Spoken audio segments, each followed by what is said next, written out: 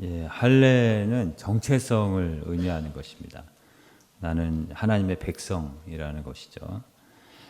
그래서 성찬식을 누가 하냐면 이제 하나님의 이제 백성만 하는 거죠. 우리는 하나님의 백성이라는 정체성을 이제 나누는 거죠. 그리고 주일이면 예배를 드리지 않습니까? 예, 그게 이제 할례 의식과 같은 겁니다. 나는 하나님의 이제 백성이다. 이렇게 얘기를 하는 거죠. 또 가정 예배를 드린다면 그것도 그리스도의 정체성이에요. 나는 하나님을 믿는 우리 가정은 하나님을 믿는 가정이다. 이렇게 고백을 하는 것이죠. 오늘 본문의 내용이 이제 전쟁을 앞에 두고 이제 할례를 행하는 겁니다. 굉장히 위험한 거죠. 근데 할례를 행하면 이제 며칠 동안 움직이지를 못하지 않습니까? 근데 할례를 행하는 겁니다. 이것은 하나님을 완전 신뢰하는 거예요. 전쟁을 이기고 지는 것은 하나님께 있음을 이제 고백하는 것이죠. 그 1967년에 이스라엘에 6.1 전쟁이 일어나지 않습니까? 아랍 연합군과 이스라엘이 전쟁을 하는데 그 안식일에 싸움을 걸어온 겁니다. 근데 이스라엘은 안식일에 전쟁을 하지 않았다고 합니다. 그리고 그 다음 날부터 전쟁을 시작해서 6일 만에 승리하고 그리고 다음 안식일을 지킨 거죠. 그러니까 안식일에는 전쟁도 하지 않는 게 이스라엘입니다. 하나님의 백성이라는 거죠. 하나님의 백성으로 전쟁을 하고 하나님의 백성으로 살고 하나님의 백성으로 죽겠다는 거죠. 이것이 할례의 의미예요. 나는 하나님의 백성입니다. 나의 정체성을 분명하게 보여주는 거죠. 여러분, 사울의 실패가 무엇입니까? 사울은 위기가 오면 그럴수록 하나님의 백성이라는 의식을 새롭게 해야 되는데 이게 부득이한 상황이 오면 믿음의 자리를 떠나고 할례 의식이 사라지는 겁니다. 위기만 오면 가만히 있지를 못하는 거예요. 안 하기를 못하는 거예요. 믿음의 자리를 떠나고 하나님의 편에 서지 않고 작전권과 지휘권을 하나님께 드리지를 못하는 거죠. 그리고 하나님 때로는 혼돈을 허락하십니다. 이건 하나님의 자신감인 거죠. 왜냐하면 하나님은 어떤 문제든지 푸실 수 있는 분이거든요. 하나님이 풀지 못하실 문제가 있겠습니까? 아무리 우리 문제를 어렵게 꼬아놓아도 하나님 앞에서는 다 쉬운 문제예요. 더하기 빼기 수준이라는 거죠. 뭐 곱하기 나누기도 마찬가지죠. 뭐 예를 들면 57만 4,225 곱하기 42만 3,225 나누기 3은 답이 뭡니까? 어디에 있어요? 답이 계산기에 있어요. 계산기. 계산기 두드리면 답이 금방 나옵니다. 이렇게 복잡한 문제도 계산기 두드리면 다 답이 나와요. 그러니까 하물며 여러분 하나님에게 우리의 인생의 모든 문제에 하나님에게는 다 답이 있습니다. 하나님이 풀지 못할 문제가 어디 있겠습니까? 요셉의 상황도 한번 생각해 보세요. 뭐 한 번 꼬인 게 아니라 계속 꼬이고 다윗도 계속 꼬이기만 하는 거예요. 욥도 뭐 엎친 데 덮치고 다니엘의 문제는 또 얼마나 심각하고 어렵습니까? 계속 꼬아놓고 또 꼬아놓고 꼬아놨는데도 그들이 한 건 딱 하나밖에 없어요. 할례 의식이에요. 그런 어렵고 심각한 상황에서도 내가 하나님의 백성이라는 정체성을 잃지 않는 거예요. 할례 의식을 그때마다 더 새롭게 하는 거예요. 나는 하나님의 백성이다. 그 정체성을 잃지 않습니다. 하나님이 확 풀어주시잖아요. 하나님 한번 확 풀어주시면 놀라운 축복으로 다 바꿔주시는 거예요.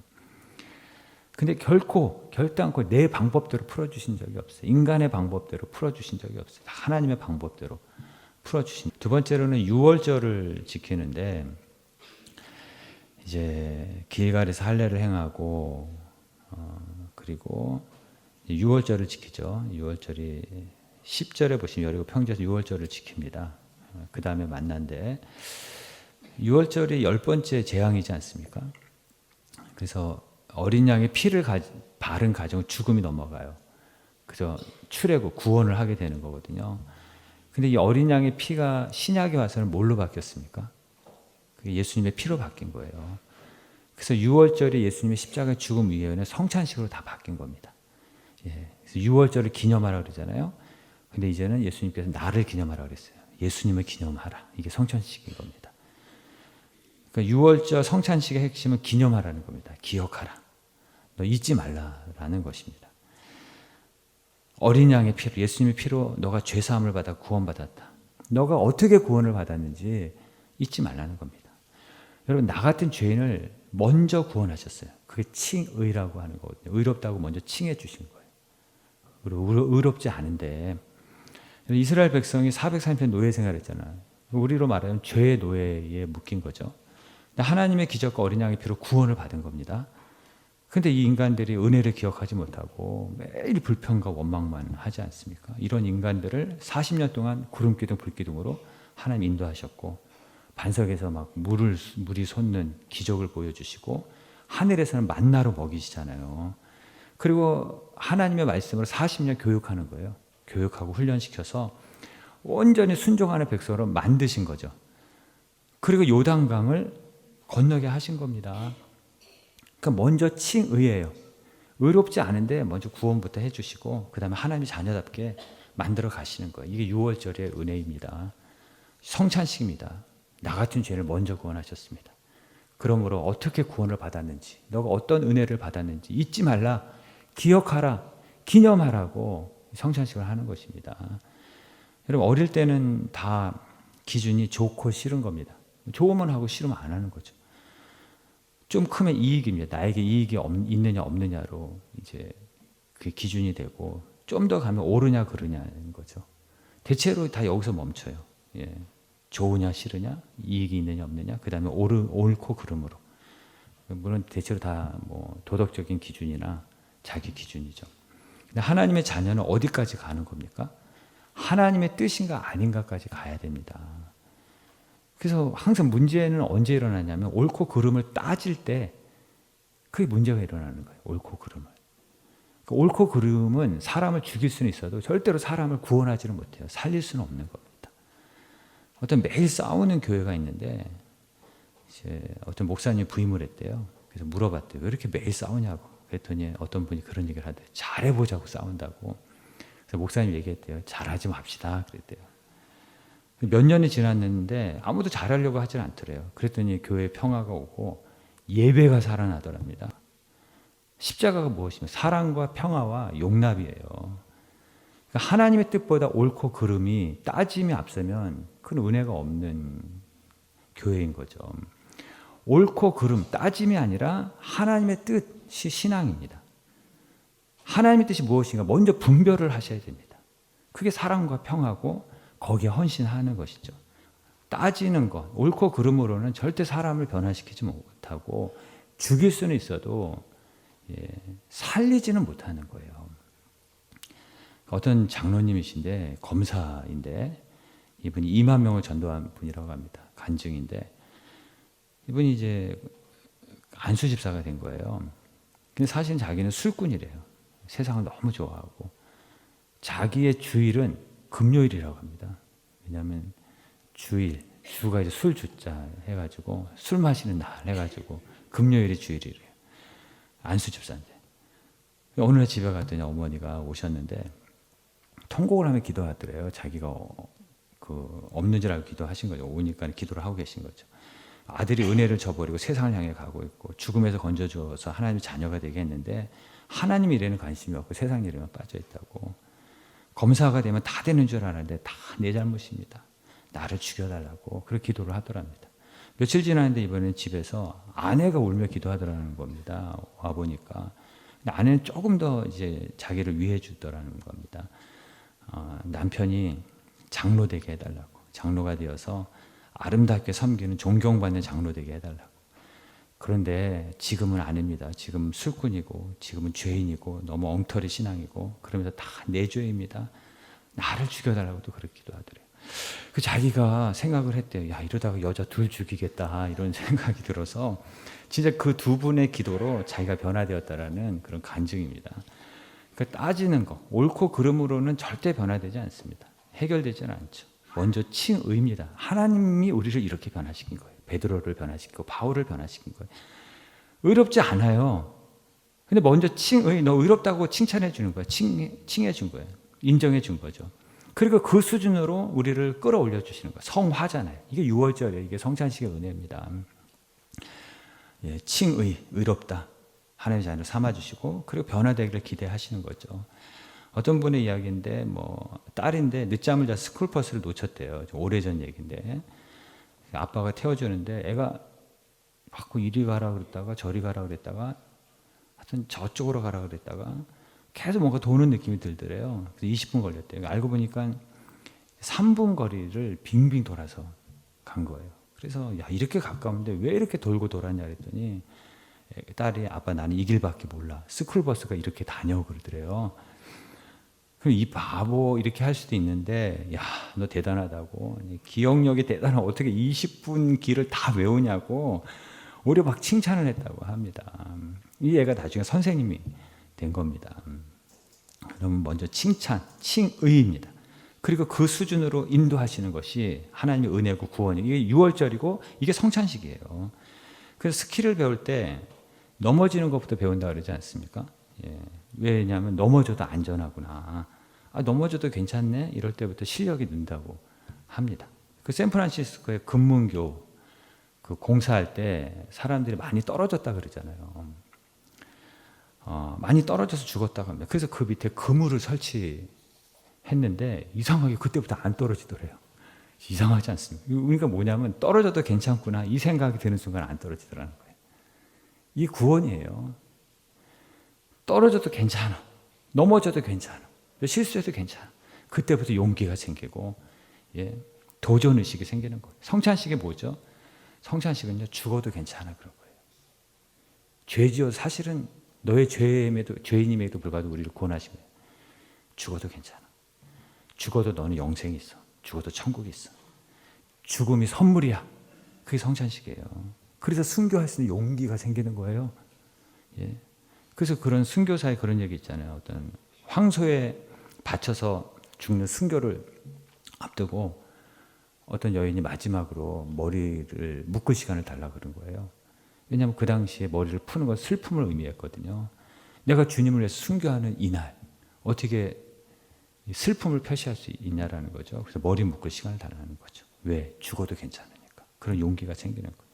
이거 순교사에 기록된 겁니다. 어떤 엄마는 아이들과 같이 순교하는데 마지막에 그런 얘기를 합니다. 얘야 조금만 참아라. 곧 빛이 보일 거다.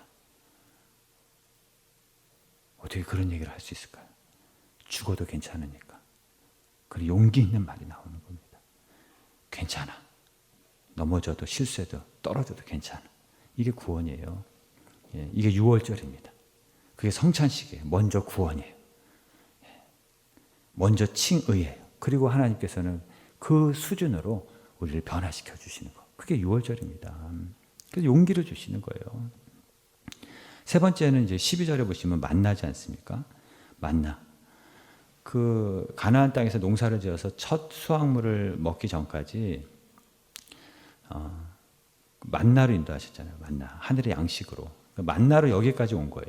이스라엘 백성들이. 만나는 기적이고 또 한 가지는 매일 주시는 거예요. 매일 주시는 양식이고 은혜예요. 여러분 그 성지순례 갔다 오신 분들은 아시겠지만은 돌하고 흙밖에 없어요. 광야가. 근데 40년 동안 수백만의 이스라엘 백성들을 예, 구름 기둥 불 기둥으로 막아주시고 인도하시고 반석을 깨서 물이 흐르게 하시고 하늘 문을 열어서 하늘의 양식으로 먹이신 거예요.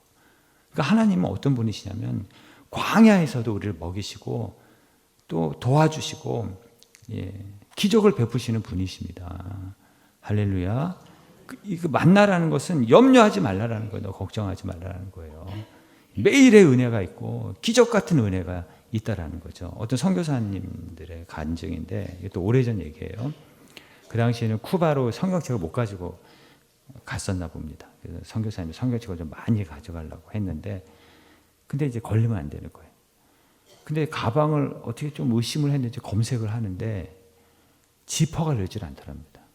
아무리 해도 열리지 않으니까 에이 하면서 그냥 가라고 그러더라고요. 그러니까 만약에 지퍼가 열렸으면 그럼 다 뺏기는 거죠. 또 어떤 선교사님은 중국의 원주민촌에 들어갔는데 이분이 이제 곱게 자란 거예요. 파리떼가 막 엄청난 거예요. 너무 힘든 거예요. 그래서 기도했대요. 두 가지 중에 하나 들어달라고. 파리떼를 쫓아주시든지 아니면 저에게 인내심을 주셔서 파리떼를 개의치 않고 음식을 좀 맛있게 먹도록 해달라고. 어떤 선택을 하든지 제가 감사해 받겠다고. 근데 그 후에 외양간에 파리 한 마리도 보이지 않았다라는 그런 그러니까 이게 만나의 기적인 거죠. 만나는 매일의 은혜고 동시에 기적입니다. 지금도 오지에서는요, 선교사님들의 간증을 들어보면 기적과 같은 일들이 진짜 많이 일어난다고 합니다.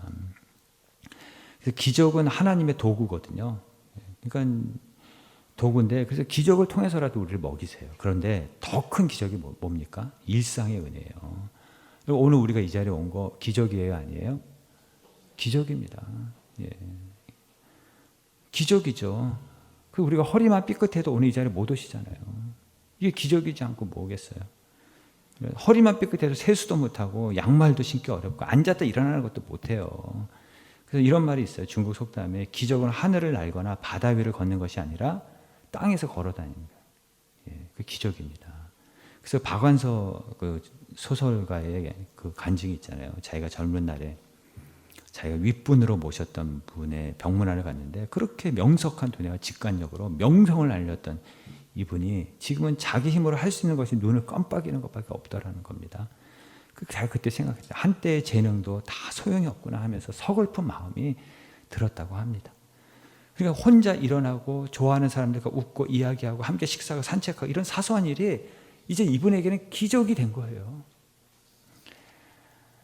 그러니까 사람들이 언제 이것이 기적이라는 걸 깨닫냐면 더 이상 일상의 생활을 할 수 없을 때, 그때 산책하고 함께 웃고 일상의 생활을 할 수 있었던 것이 기적이었다는 것을 늦게서야 다 깨닫다라는 겁니다. 여러분, 일상의 은혜, 매일의 은혜, 이게 만나의 축복이에요. 이거 깨닫는 것이 가장, 여러분, 기적이 필요 없는 삶이 축복인 줄로 믿습니다. 일상의 은혜, 일상의 기적이 계속되니까 기적이 필요가 없는 거죠. 예레미야가 3장 22절, 23절, 아침마다 새로운 은혜가 있다. 이게 만나예요. 만나는 새벽마다 부어주신 거예요. 하늘문 열어서 부어준 양식이에요. 매일의 은혜예요. 이것이 아침마다 어떻게 해요? 새롭다. 용수철 은혜죠. 용수철 은혜. 아침마다 다시 시작하는 은혜. 아침마다 다시 솟구치는 은혜.